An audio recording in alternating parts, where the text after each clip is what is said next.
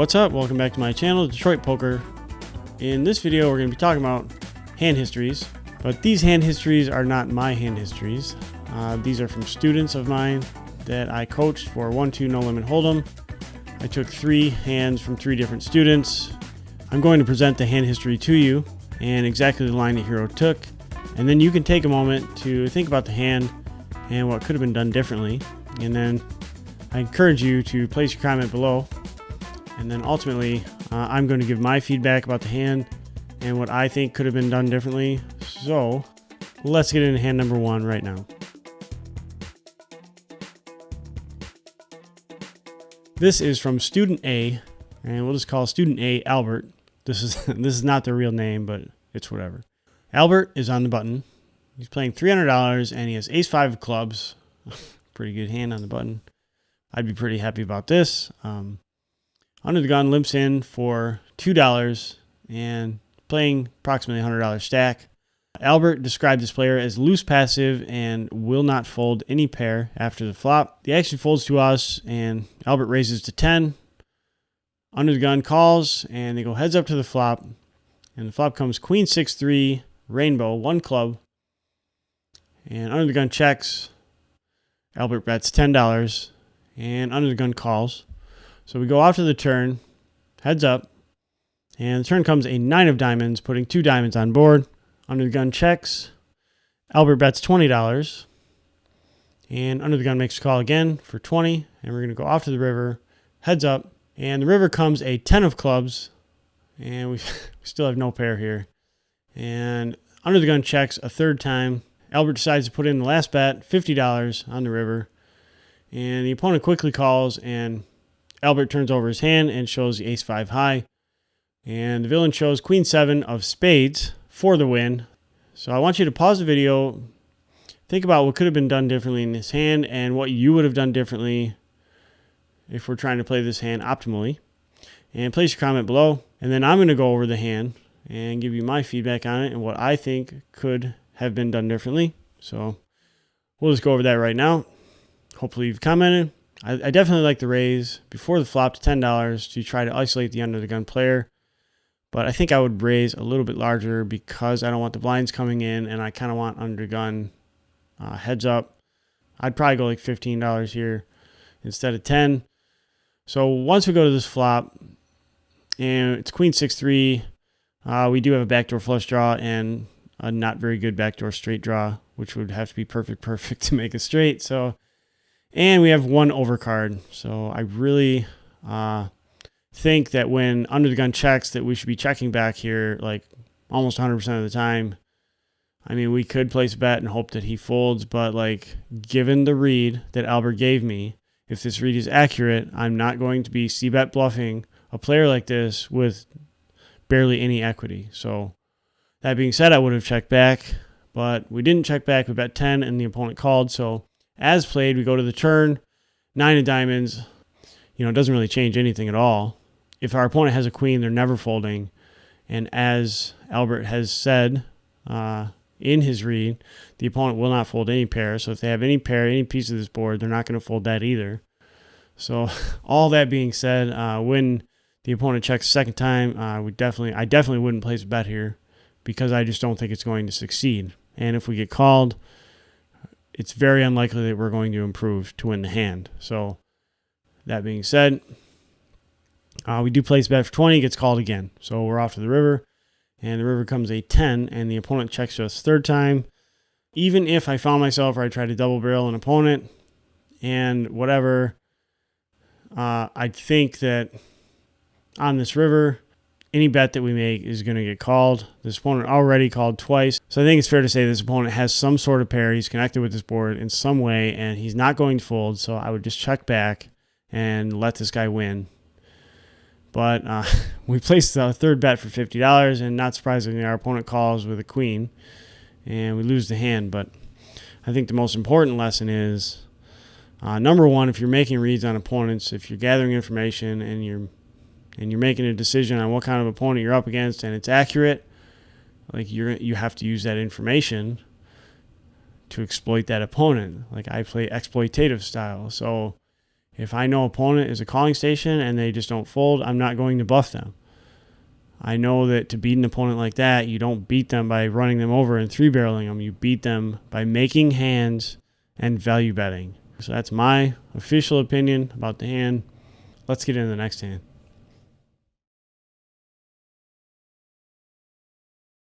This is hand number 2. This is from student B, and we're going to call this guy Bob. And Bob's in the small blind. He has $175, and he gets dealt Jack 4 offsuit. This is 1-2 no limit hold'em. And the action folds to the button, and the button limps in for $2. And Bob kicks in the extra dollar in the small blind, and the big blind checks, and we go off to the flop 3 ways. And the flop comes Jack 10-3 with 2 diamonds and a heart. So we do flop top pair, but it's a very weak top pair. Bob makes the check, and big blind checks, and button places bet for $10. Bob makes the call for $10, and the big blind calls as well. So we're going to go off to the turn 3 ways, and the turn comes a 2 of clubs. Bob checks, the big blind checks, and the button checks back. So we're off to the river, still 3 ways, and the river comes a king of spades. Bob checks, the big blind checks, and the button places another bet for $25 this time. Bob decides to make the call, and he noted that the reason he's making the call is because the button has a loose aggressive image, and the big blind folds. So the button turns over queen 9 offsuit for a king high straight. Bob's going to lose this hand. So at this point, why don't you kind of just think this hand over and the decisions that were made in this hand. I'd like you to pause the video and comment on what you think could have been done differently in this hand. And now I'm going to give you my feedback pretty quickly. First thing is we're sitting there with $175. I would probably top off to $200. I would never play less than 100 big blinds in any 1-2 game anywhere. But I mean, it's not that big of a deal, but I definitely like to stay topped off to 100 big blinds or more. The next thing is when the button limps in for $2. The decision here to kick the extra dollar in is a really bad decision in my opinion. I think it would be much better if we raised than just limping this extra dollar, because if we raise, at least we create the illusion that we have a good hand, and that's still better than just limping and passively playing this hand, because after all, it is Jack 4 offsuit. What in the world are we going to flop with Jack 4 offsuit? And when we play the hand passively, we just turn it into a situation where we need to make a hand to win, as opposed to if we were to raise, we would have the initiative and we could bluff post-flop and it would be credible. However, our hand is so bad, there's just no reason for us to ever even spend an extra dollar. And if we spend the extra dollar or raise and spend even more than that, it could lead to more, money being spent later in the hand. So I just think the best decision here is to fold and not even kick the extra dollar in. But we do. And so we're just going to continue with the analysis as played. When we go to the flop 3 ways and we flop top pair with no kicker on kind of a wet board, I definitely like a check there. And I definitely don't mind the call for $10. But I would be trying to get to the river as cheap as possible after that. So we do make the call for 10. And the turn changes nothing. It's just the deuce of clubs. And the action checks through on the turn. So at that point, I'd probably feel like I have the best hand. And let's get a clean river. But the river comes to king of spades. This would definitely be concerning to me, because I think if anyone places any kind of bet on this river, we probably don't have the best hand, because this definitely changes things.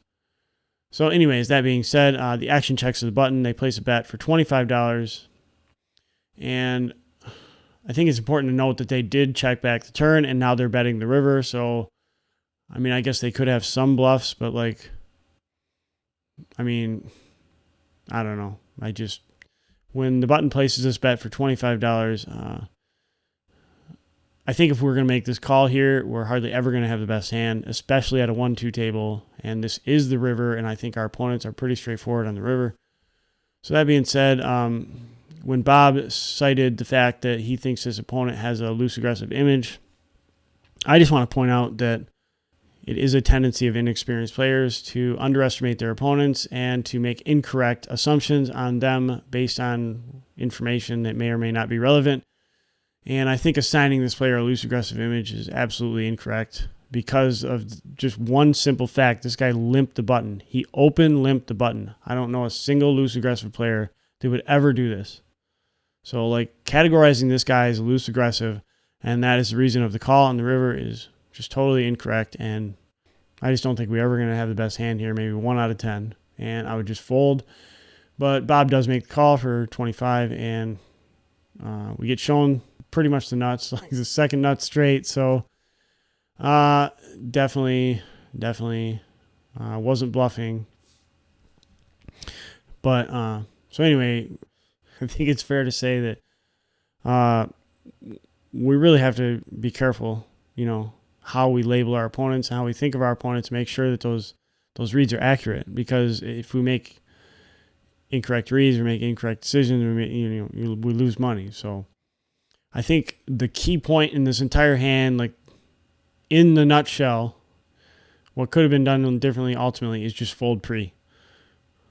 Don't even kick the extra dollar in, because it just compounds into this right here. We lost $35 that we didn't have to lose. You can say it's results oriented or whatever, but I think it's a terrible decision to even kick in an extra dollar with a hand this bad. And that's where we went wrong. And everything stemmed from that one bad decision. So that being said, that's my official input on the hand. I really want to see your comments about it as well. So let's get into the next one.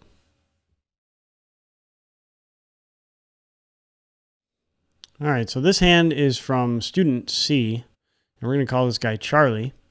And Charlie's in the big blind. He has a $200 stack, and we get dealt King Jack of clubs. So by the time the action reaches Charlie, there is 4 limpers, including the small blind. So Charlie opts to check his option, and we're going to go off to the flop 5 ways. And the flop comes Queen 7-3 with 2 clubs and a heart. And the small blind checks, and Charlie places a bet for $7. And the action folds around to the small blind, and the small blind makes a call. So we're going to go heads up to the turn in position. And the turn is pretty good for Charlie. The turn comes a 6 of clubs. So we do make our second nut flush. So that's pretty cool. The small blind checks. Charlie places a bet for $25. And the small blind makes a call. The river, heads up, comes an ace of spades. And the small blind checks the third time. Charlie places a bet for $50, and the small blind calls, and Charlie shows his hand, and it's good. So pause the video and let me know in the comments below if you think anything could have been done differently in this hand and what you would have done differently.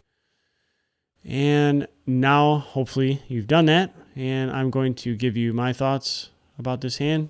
First of all, when 4 people limp and the action's on me in the big blind with a hand as good as this, I think I'd probably raise, and I'd be raised pretty large, like $15, $20. And my reasoning is that if any of you have played live 1-2 no limit hold'em, you have definitely seen the garbage that people will limp in with at 1-2 no limit hold'em tables. So definitely raising it up here to either A, win the pot right here, or B, get it heads up and go to a flop with a hand that could potentially flop pretty good. So that being said, Charlie decided to check his option. I mean, that's fine too, but I prefer raise. So when we go after the flop 5 ways, the small blind checks to us. Charlie decides to bet for $7, but I would probably check here because I don't expect a bet to work that often here in a 5-way pot. I think we're getting called in at least one spot. And if we miss on the turn, it's just going to complicate things because we're out of position and now we've bloated the pot. I think that a better course of action would be to check and look for an opportunity to potentially check raise. Like, for example, if we check and the person on our left places a bet for, like, let's say they bet $5 and it gets call. Why can't we just put in the check raise there and just most likely win the hand right there? I think a check is better for that reason. And if, for example, like what if we check and it goes bet, raise, all in, like then now we don't have anything invested. We could just fold. So I definitely like a check better, but I don't think a bet is terrible, but I would just prefer a check. Anyways, best case scenario, the small blind calls, so we're heads up to the turn and we're in position. and we turn a flush, so that's even better. So the small blind checks over to us. I would definitely continue betting. A lot of the hands the small blind calls with, he's probably not folding. I think the sizing is pretty good, but I think I might make it a little bit smaller. Like I might go like $15 or $20 just to, try to get a call from like the weaker part of the range as well. However, Charlie did get the call here for 25, so who am I to say? I probably would have sized it a little smaller, but anyways, we bet 25, get called. Great. We're off to the river, heads up, and it's an ace. This ace is actually a pretty bad card for the run out. Like, this opponent probably has a queen here, and it's very unlikely they have ace queen. So I would probably size it kind of small here because this river is so bad. I would much rather see like a deuce of spades on the river or something that didn't really change anything. But this ace is definitely going to make it harder for our opponent to call it, in my opinion. So as played, I would probably bet, $30, $40. But Charlie placed a bet for 50, which I think is totally fine. But just sometimes, they're going to fold, and that's no good. So, but this time our opponent did call. So I think Charlie might have had a pretty good read on the situation anyways. But I'm just thinking, overall, I think a smaller bet might be a little better. So that being said, we did scoop the pot up, but I think couple of key things could have been done differently. I think the most important thing is we probably should have raised pre-flop, and I definitely like a flop check, but that's debatable. What do you think? Let me know in the comments below. If you'd like to see more videos like this, definitely let me know about it. I thought it could definitely be interesting and also interactive to get your input on the hands as well. So definitely let me know if you want to see more videos like this. And if you haven't done so already, you should definitely subscribe to the channel. You can ring the bell, and YouTube will notify you when I upload new videos. And don't forget, stop over at my website, DetroitPoker.net. So until next time, I hope you have great holidays and all that. And you run really good and win all the monies. So I'll see you in the next video. Take it easy.